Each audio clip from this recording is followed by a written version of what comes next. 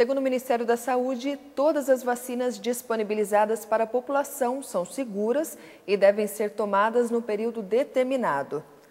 Porém, devido à baixa procura por imunização, centenas de doses podem ser descartadas.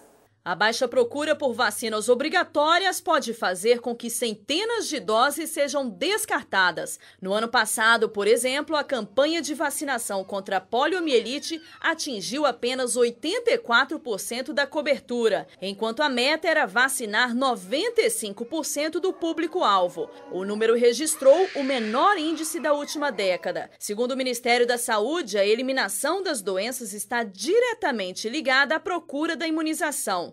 O problema é que muitos pais levam os filhos para tomarem a primeira dose da vacina e acabam, por descuido, esquecendo de levar as crianças para tomar as outras doses, o que impede a eficácia do medicamento contra as doenças. Outra situação é quando as crianças já estão com a caderneta de vacinação em dia, o que faz com que os pais acreditem que uma dose de reforço não seja necessária. No Brasil, não existem registros de pólio desde 1990. No entanto, o vírus ainda circula pelo mundo, o que aumenta a necessidade de completar o esquema vacinal.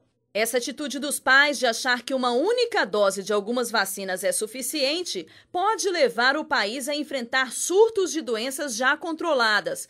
Foi o que aconteceu no Ceará entre 2013 e 2015, que registrou mais de 1.000 casos de sarampo.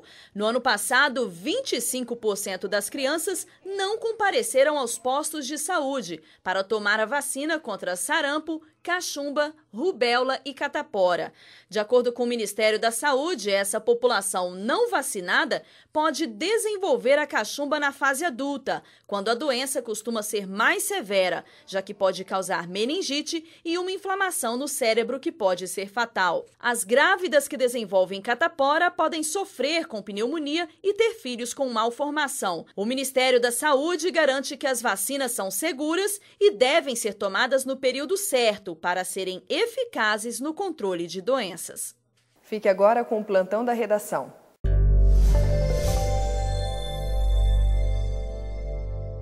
Um projeto tira garotas de programa das ruas de São José dos Campos. O projeto Ruas para Cristos, coordenados pelo Instituto Jump, há 3 anos, vem oferecendo oportunidades de emprego. Neste período, 8 mulheres já foram tiradas das ruas. Campos do Jordão ganhou um bar com temperatura que chega a menos 15 graus. O empreendimento, construído 100% com gelo, está localizado no bairro Capivari. Foram utilizadas 30 toneladas de gelo.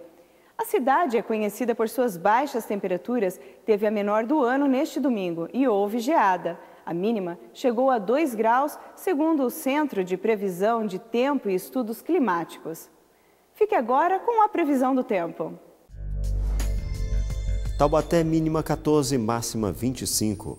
Lorena, mínima 15, máxima 26. Caraguatatuba, mínima 15, máxima 24. E Campos do Jordão, mínima 8, máxima 19 graus. Fique agora com a última parte da entrevista de hoje.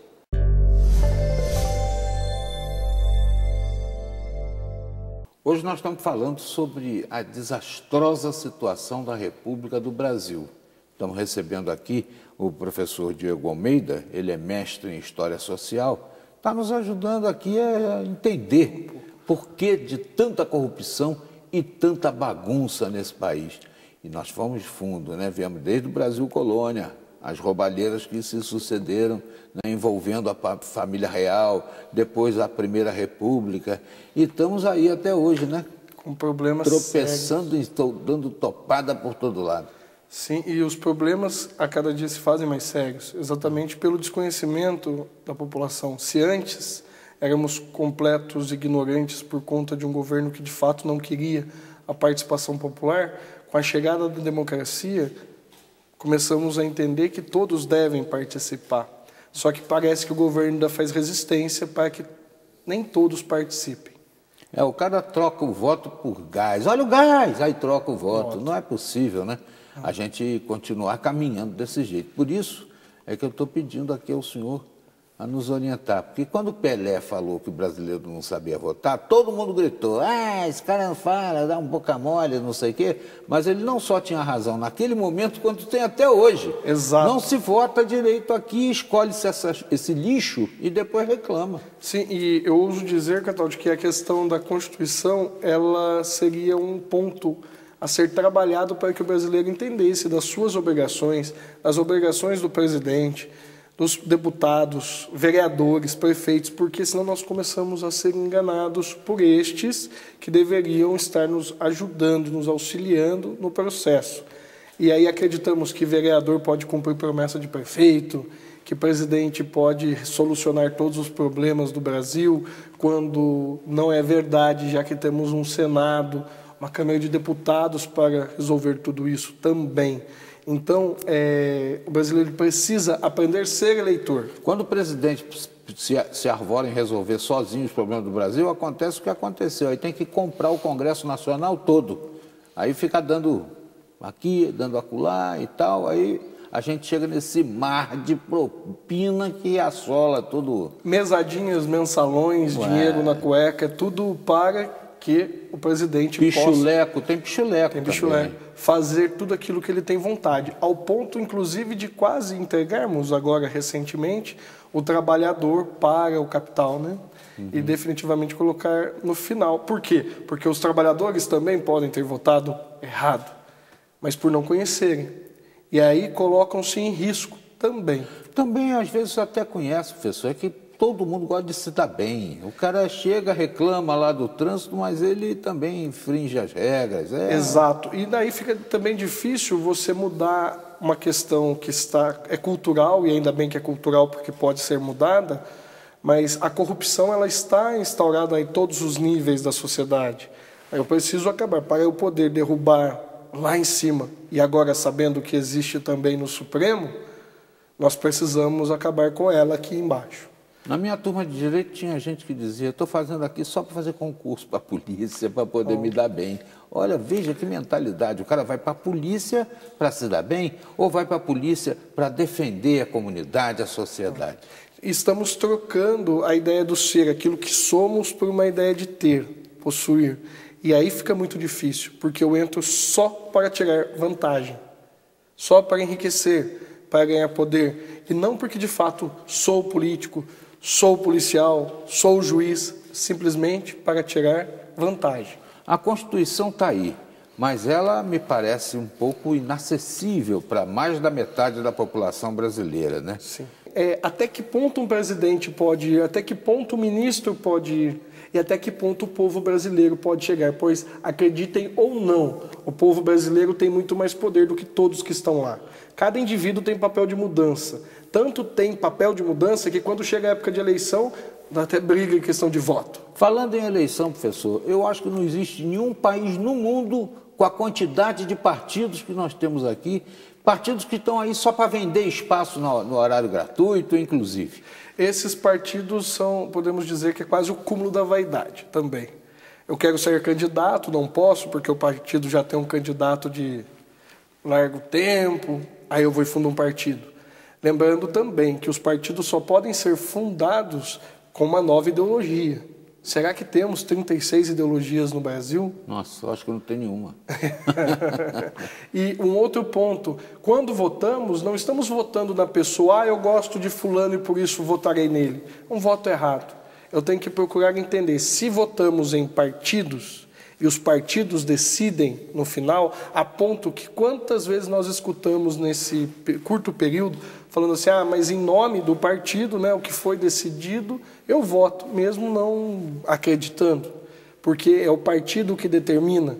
Então nós precisamos votar com clareza, verificar quais são as ideias. De fato, esse número de partidos só atrapalha a movimentação.